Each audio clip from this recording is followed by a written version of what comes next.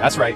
Aragorn. It might sound silly, but Aragorn is the embodiment of a psychological concept that I have become obsessed with, which is the archetype of the king. It's this idea that we all have access to a deep well of unconscious power, authority, and confidence. And by being reminded of that through myths and stories and symbols, we can begin to unlock that hidden power. So in this video, I want to dive into the characteristics of the archetypal king and discuss how you can apply that mature king energy to your own life to maximize your natural self-confidence. First, mature king energy has little interest in changing other people's minds, especially not with words. That's because the king does not form his perspective from consensus. So when a king is insulted or doubted by others, he pays them almost no attention. You cannot think that this ranger will ever sit upon the throne of Gondor. This exile, crept from the shadows, will never be crowned king.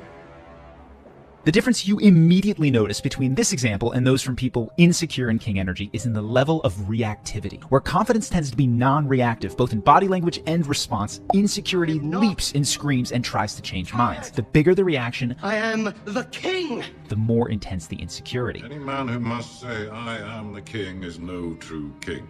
To be clear, the difference isn't that a secure king learns to stay quiet and still when he's insulted, even though he's fuming on the inside. The deeper difference is that a king's understanding of himself is internally felt, and it's not movable by the opinions of others. He genuinely doesn't feel the need to have a clever comeback because he doesn't need to put anyone in their place. Just know, fewer words, less performative action, and more steady building towards your goals will align you with the deep confidence of the king archetype. And that brings us to our second point. King energy inspires people around the king to feel a huge boost of confidence in themselves.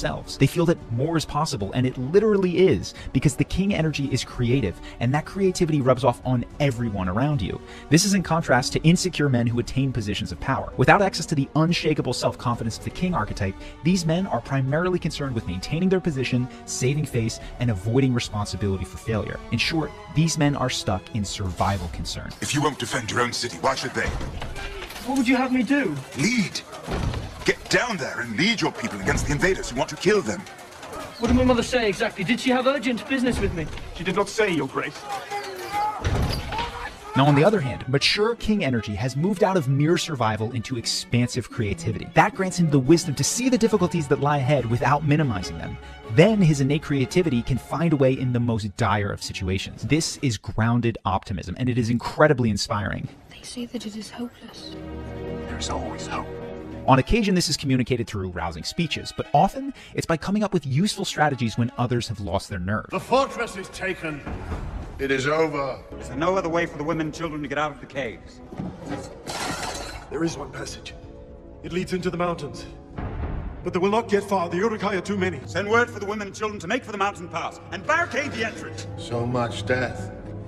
What can men do against such reckless hate? Ride out with me. So if you want to tap into the creativity to find amazing solutions in high-pressure situations, the key is to bring your heart into communication with your head. Your heart paints the vision of the world that you want to live in. If it's a vision you're emotionally connected to, your head will provide a million creative ways to get there. You'll feel a huge boost of creative energy and it'll rub off on everyone around you, and you won't be afraid to be on the metaphorical front lines if the mission requires it. But if you don't let your heart paint the picture and instead live from a vision based on survival and ego protection, your head will go to work helping you survive, not thrive. From there, it's going to mostly provide you with ways to save face and look good, like delegating to others and then blaming them for failure. So although it can sound soft, you need to get in touch with your heart's vision. And in order to do that, the third aspect of king energy can be very helpful. That is that kings do not define themselves by what they hate or what they stand against, but by what they love and what they stand for. This is harder than it sounds, because you will inevitably find yourself in conflict in your life. And in conflict, then temptation is to fall into oppositional defiance, to fight against the person or cause that is upsetting you while losing track of what you sought to gain in the first place. I am Amlet the Bearwood, son of King Audubon and Warraven, and I am his Ranger!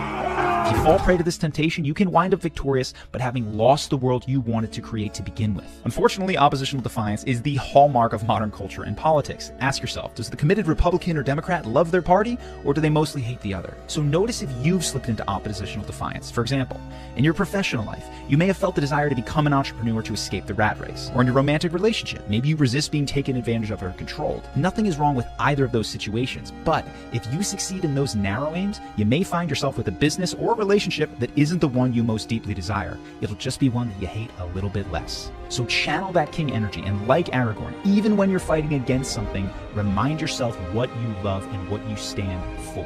By all that you hold dear on this good earth, I bid you stand! Men of the West! One specific question can reorient you if you've lost that connection, and it's this. If I believed that miracles were possible, what outcome would absolutely throw me? This will give you the inspiration and the motivation to come up with outside-the-box solutions and the courage to jump into the front lines if necessary. But the king's willingness to be on the front lines needs to be balanced with the fourth point so that he isn't abdicating his largest responsibilities in order to become a foot soldier. And that is that the king has the restraint and the wisdom to support others without taking on the burdens that rightly belong to them.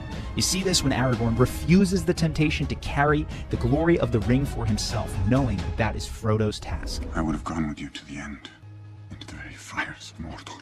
The ability to know which burdens are yours and which aren't requires you to overcome the more common boy hero syndrome. The boy hero believes that he's the one who constantly needs to rescue people from their problems. Now, this can be a beautiful and a valuable instinct when it's consciously chosen, but many boy heroes are compulsive heroes. They're actually people pleasers, too afraid to let others struggle through their own issues because of how helpless it can make that boy hero feel. Those boy heroes can also be driven by a need to prove themselves worthy through helping, which is what we see drive Boromir as his father insists that he bring the ring back to him. You must go. Bring me back this mighty gift. Unfortunately, this constant heroism gets in the way. The would-be hero takes on the burdens that aren't meant for him, preventing the growth of those around him and limiting his own effectiveness in dealing with his dragons. So when someone comes to you with an issue that they're having, or you notice that someone is performing their best, or you believe that they're deceiving themselves, before you leap in with help or advice, pause. Feel into your heart and ask, is this issue mine or not mine? The same question can be applied even if someone raises an issue and they say it's definitely to do with you. This happens a lot in romantic relationships, as people often try to offload their anxiety of their abandonment issues onto their partner. And by lovingly but firmly refusing to rescue people from their problems, you demonstrate a deeply held belief that they have everything they need to rescue themselves. This is the purest form of believing in someone. You will also create the space to deal with your own issues, like the people-pleasing anxiety that can arise when people are upset with you for not saving them in the way that they may want. But I want to make clear, you can still support other people with problems that aren't yours. In fact, kings are often the best support you can ask for because their ego isn't involved. If by my life or death, I can protect you, I will. You have my sword. To offer the support, a great question to ask someone is, what kind of support would you like right now? Oftentimes people realize that they're just looking for a place to talk things out so they can access their own inner wisdom. Now, those 4 pieces highlight what the king does, but there's an underlying foundation that makes all of those behaviors flow naturally, and it's the main thing you need to focus on most to unlock your own king energy. This is that you must be committed to clear seeing. This means you see other people for who they truly are, you see the world for what it is, and you know yourself deeply. This, like most of what I've covered, sounds simple, but many people cannot do it. Forgive me. I did not see. So if you want to be one of the few who develop this capacity, the first step is to stop outsourcing your understanding of the world. Aragorn doesn't just sit in his castle. He travels Middle-earth for decades. He knows the world firsthand. Many people today, though, are more like Theoden, the king who locks himself in his halls and lets others tell him what is true and real. He's not welcome. Why should I welcome you? Now, once you are starting to see the world with your own eyes, you still need to overcome 2 kinds of distortions. The first you might be familiar with. That's negative projection. Negative projection is when we take personal traits that we're ashamed of in ourselves and call them out in other people. You see Boromir do it here as he accuses Frodo. You will take the ring to Sauron! You will betray us! You go to your death, and the death of us all! But there's another lesser known but equally dangerous kind of projection. That's positive projection. This is when we allow our fear that we're inadequate or undeserving of better treatment to create situations where we exaggerate other people's positive qualities. This is what happens when Frodo insists on trusting Gollum, which he obviously should not. I want to help him, Sam. Why? Because I have to believe he can come back. We positively project onto others because we fear having no other option and being alone if we admit that someone isn't right for us. This can occur in hiring and friendships, but it is incredibly common in romantic relationships. If you've ever seen someone or been the one who missed a bunch of red flags, positive projection is likely what was happening. Now, these types of projections fade naturally as you commit to a process called shadow work. That is reclaiming the disowned aspects of yourself, both good and bad. And if you're interested, let me know in the comments. I can go deeper into this topic in another video. For now, though, we can take a small aspect of shadow work, which is also the third foundational piece of clear seeing, and that is developing courage in the form of openness to feeling. Many of us have made unconscious vows about what we will feel. I will never again feel weak. I will never again feel that afraid. I will not feel that shame. I will save you, father! I will save you, mother! I'll kill you, father! These vows create compulsive behaviors that help us avoid situations where those feelings might arise, and then our lives begin to bend around those things which we refuse to feel. So maybe you avoid checking your bank account after your spending spree, or the scale if you haven't been to the gym. For me, I couldn't even look at some of my old YouTube videos because I didn't want to feel ashamed of them. And I want to give you a charisma tip of the day. Try to do one of these every single day. But in psychologically disowning those videos, I sapped my own motivation to create new ones. And it was after watching them and feeling both how proud I was of them and how far I'd come since making them that I was inspired to make this video. So sit and look and feel what happens when you open your eyes to what you've been avoiding. It can transform your life. And while the confidence born from this process may not be in your face as the young heroes, it doesn't burn out. It gets brighter over time until even the doubters can't help but acknowledge it. I would have followed you, my brother, my captain, my king. Now, king energy, archetypes, and shadow work are all huge topics, and I've got quite a bit more to say about all of them. So if you found this video helpful and you'd like more, please let me know in the comments. If you want more in the meantime, you can also check out King, Warrior, Magician, Lover by Moore and Gillette, which is a fantastic book that covers